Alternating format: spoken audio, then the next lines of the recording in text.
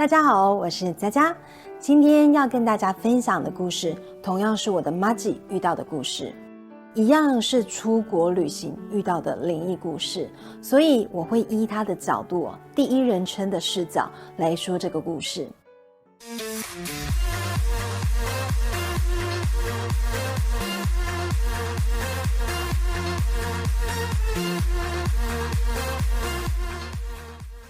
在故事开始之前我要先来拉票一下，因为目前的订阅数呢已经940了差60我就能破1000的订阅了，也就能开启收益啦。这对每一个创作者来讲都是一个非常重要的里程碑，尤其是像我这种小创作者。之前有看到别的 YouTuber 他们说呢，在没有破1000订阅以前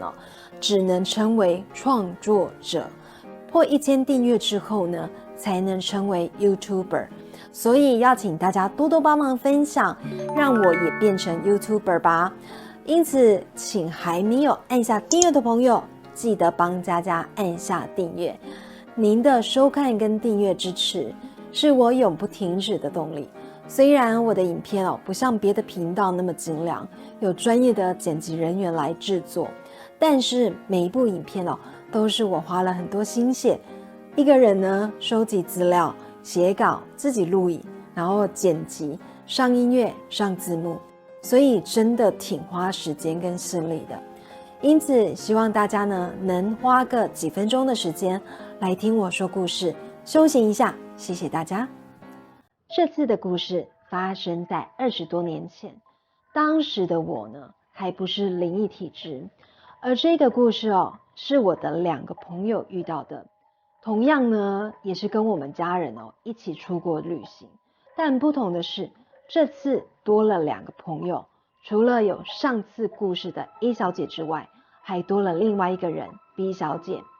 我们这次去的地方呢是有名的泰国，泰国是著名的旅游胜地，有去过泰国的朋友都知道，泰国最有名最吸睛的就是美丽的人妖。那个时候最有名的一个人妖长得跟丽文 Coco 很像，真的非常漂亮。因为泰国的人妖非常的有名，所以去到这边旅行的时候，通常都会安排看人妖秀。而人妖秀的表演呢，又有分普遍级跟限制级。普遍级的就是一群非常美丽的人妖在台上跳舞、走秀，展现才艺，适合所有年纪的人一同观赏。而限制级的，有的主打示范什么叫做泰国浴，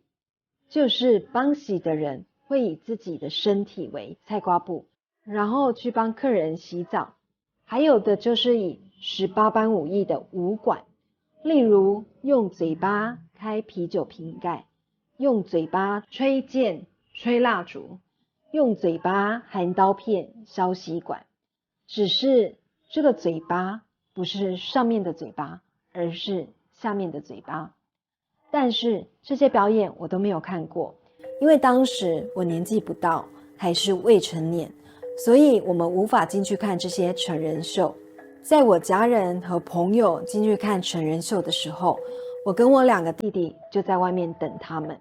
而且还跟一大群人妖拍照。当时只要是观光客，人妖们就会群体的凑上来自己找你拍照。拍照就算了重点是每拍一张照片就要给一张照片的钱，而且有的还会抓你的手去摸他们的胸部，然后呢这样子你就还要多给那位人妖一张照片的钱。现在想想这就是明目张胆的强迫消费。当时我们入住的饭店是哪一间真的忘记了，因为年代太久远了，而且那个时候并不像现在有 Google 大神可以查询很多资料，所以当时住的饭店名字叫什么真的记不住了，只记得那个时候我们住的饭店，它里面有一种房型非常的特别，就是有2间房间是可以互通的，也就是2个房间内中间各自多了一道门。打开这2道门，就可以直接从甲房走到乙房，是可以呢互通到隔壁的。而这种房间内呢，各自有2张单人床。当时我跟我姐姐还有2个朋友呢 ，A 小姐以及 B 小姐，就住在这种房型里面。年轻时候的我们只觉得这种房间好方便哦，可以互相通到另外一个房间耶。如果半夜睡不着的时候，还可以跑到隔壁找人聊天。晚上睡觉的时候，我跟我姐姐睡一间， A 小姐跟 B 小姐睡在一间，一人各自一张床。还记得上一集故事哦，有提到 A 小姐她是灵异体质，常常会看到一些常人无法看到的东西。而这次的旅行哦，她同样不负众望，又再度见鬼了。因为出国坐飞机，到了泰国后又到处走到处玩，所以抵达饭店的时候大家都累了，加上明天呢又有其他的行程，因此梳洗之后我们就各自回到房间睡觉，并且很快的进入梦乡。我跟我姐这边是没有什么事发生，一觉到天亮。但是在隔天起床之后，上了车，我们就发现 A 小姐的脸色很差，感觉像是睡不好一样，不但黑眼圈很重，而且还精神不济，反正就是一副没睡饱的样子。后来我们就问 A 小姐怎么了，是玩得太开心了，睡不着，所以现在才一脸想睡的样子吗？没有想到 A 小姐竟然悠悠地说，她根本一整晚都没睡。后来大家就问她说，到底是怎么了？为什么没睡啊？然后她就说呢，晚一点再讲啦。后来离开饭店后，我们就迫不及待地问她，昨天到底发生什么事了？为什么你的脸色那么难看？然后 A 小姐就说，昨天她睡到一半的时候，突然间就自动醒来，醒来的时候就看到 B 小姐自顾自地走向墙壁，感觉像是 B 小姐要一直往前走。当走到墙壁前面没有路的时候，就一直对着墙壁说，对不起，对不起，对不起。A 小姐当下觉得很奇怪，但是呢，她也不敢叫 B 小姐，所以就静静地躺在床上，很认真看着 B 小姐，并且观察她的眼睛是闭着还是睁开的。结果仔细一看，竟然是闭着眼睛在说话，闭着眼睛在走路。然后 A 小姐就心想， B 小姐是在梦游吗？这种情况看起来像是在梦游，因为当时事发突然，所以 A 小姐有愣了一下。但事后 A 小姐就静静地看着 B 小姐的一切行动，因为 B 小姐的眼睛是闭着，所以过没多久 B 小姐又若无其事地走到自己的床上躺好。 A 小姐就想，应该是梦游吧，虽然不知道她为什么会梦游，但因为没有发生什么事，所以她也躺下继续睡。结果躺下没多久， A 小姐就在梦中呢，就忽然听到蹦蹦蹦的敲门声。 A 小姐立刻被惊醒，她一起床之后就赶紧看了一下 B 小姐，